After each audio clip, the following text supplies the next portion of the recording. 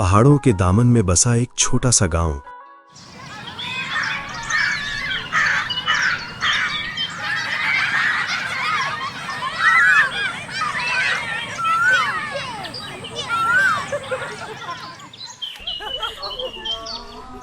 जहां सुबह आजान की आवाज से शुरू होती और रात दुआओं पर खत्म होती थी। यहां के लोग गरीब जरूर थे, मगर उनके दिल ईमान की दौलत से भरे हुए थे। मगर हर सुकून पर एक आजमाइश लिखी होती है। इस साल आसमान ने हद से ज्यादा पानी बरसा दिया। पहाड़ों से उतरती नदी देखते ही देखते एक बेरहम दरिया बन गई। सैलाब ने गांव के आधे हिस्से को घेर लिया। औरतें, बच्चे, बूढ़े सब एक ऊंची जगह पर फंस गए। चारों तरफ शोर था, मगर दिलों में खामोश चीखें थीं। इसी गांव में रहता था एक नौजवान, सादा लिबास, मजबूत बदन और सबसे कीमती चीज मजबूत ईमान।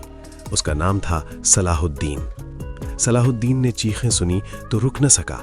उसने अपने घोड़े बर्क को तैयार किया, वुजू किया, 2 रकत नफल अदा की और आसमान की तरफ देखकर कहा, ए अल्लाह, अगर आज मेरी जान भी चली जाए तो उसे तेरी राह में कबूल फरमा। पानी का बहाव तेज था, हर कदम मौत के करीब। घोड़ा लड़खड़ाया, मगर सलाहुद्दीन का यकीन न लड़खड़ाया। एक एक करके, कभी बच्चा घोड़े पर, कभी औरत का हाथ थामकर, कभी बूढ़े को अपने कंधों पर उठाकर सलाहुद्दीन ने सबको महफूज मकाम तक पहुंचाया। मगर आखिरी चक्कर में अचानक घोड़े का पांव फिसला और दोनों पानी में गिर गए। सबकी सांसें रुक गईं, मगर अल्लाह ने करम किया।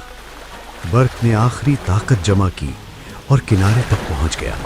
जब सब महफूज हो गए तो गांव में खुशी और शुक्र के आंसू बहने लगे।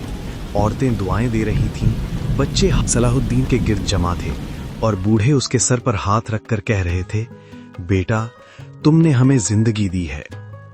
अगली सुबह सलाहुद्दीन गांव से रुखसत होने लगा। उसने कहा, ये सब मेरा नहीं, मेरे रब का करम है।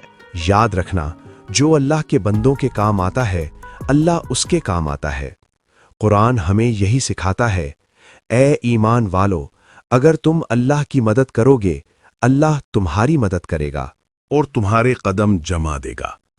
सूरह मुहम्मद आयत नंबर 7।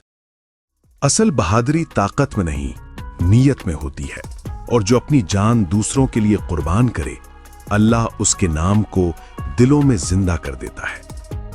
अगर आपको ये कहानी पसंद आई हो तो वीडियो को लाइक करें, चैनल को सब्सक्राइब करें और अपने दोस्तों के साथ शेयर करें। हमारी कहानियों में मजीद दिलचस्प और सबक आमूज वाकयात के लिए हमारे साथ जुड़े रहें। शुक्रिया।